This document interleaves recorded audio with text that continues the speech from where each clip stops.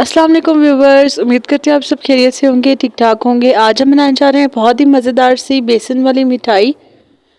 तो आपने वीडियो को एंड तक ज़रूर देखना है। सबसे पहले मैं आपको इंग्रेडिएंट्स बता देती हूँ। बेसन है, घी है, उसके कोकोनट क्रश है, शुगर है तकरीबन 1 बाउल के करीब, और फूड कलर है लाइम येलो कलर का।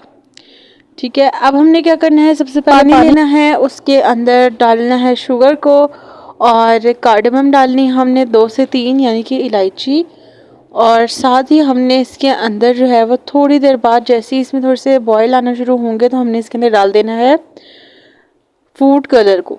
अब हम इसको थोड़ा सा वेट करेंगे क्योंकि ये चाशनी है, थोड़ा स्वीटनर है, इसको टाइम लगता है बनने में, तो हम इसको दूसरी साइड पे रख देंगे। उसी तरह हम अपने नेक्स्ट स्टेप को फॉलो करेंगे। अगर आप मेरे चैनल पर न्यू हैं और चैनल को सब्सक्राइब नहीं किया हुआ है अभी तक तो काइंडली चैनल को सब्सक्राइब कर लें। वीडियो अच्छी लगे तो वीडियो को लाइक शेयर कर दें, और साथ ही साथ कमेंट्स में बताएं कि आपको हमारी आज की वीडियो कैसी लगी।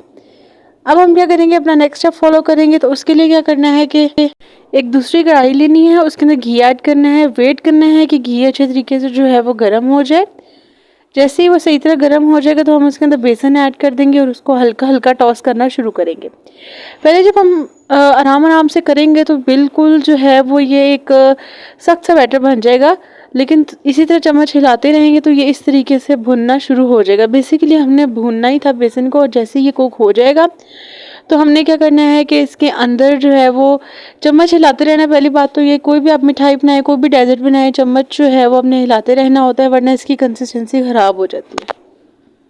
उतनी देर हम वेट करेंगे जो चाशनी है वो तैयार हो जाए। चाशनी तैयार होने में 10 से 15 मिनट लगते हैं, और उतनी देर इस प्रोसेस को करने में लगती है।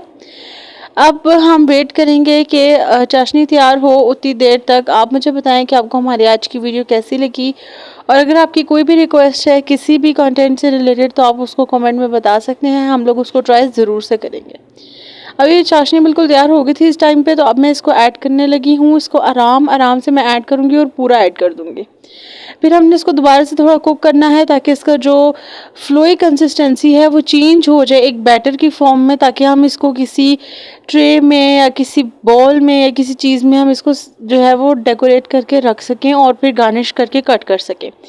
जब भी कुछ इस कंसिस्टेंसी का हो जाए तो फिर इसका मतलब है ये बिल्कुल तैयार हो चुका है। आपने क्या करना है, सिंपली अगर मेरी तरह करना चाहें तो मेरी तरह कर लें कि मैंने ट्रे ली है, उसको थोड़ा सा मैंने जस्ट ऑयल से अच्छे तरीके से ग्रीस कर लेंगे, और फिर मैंने यहाँ पे जो है वो क्रश्ड कोकोनट और आलमंड्स जो है वो थोड़े से ऐड किए हैं। हमने अब इसी के ऊपर बैटर रख देना है ताकि जब हम इसको सेपरेट आउट करें तो ये ऊपर वाली साइड पे आ जाएगा।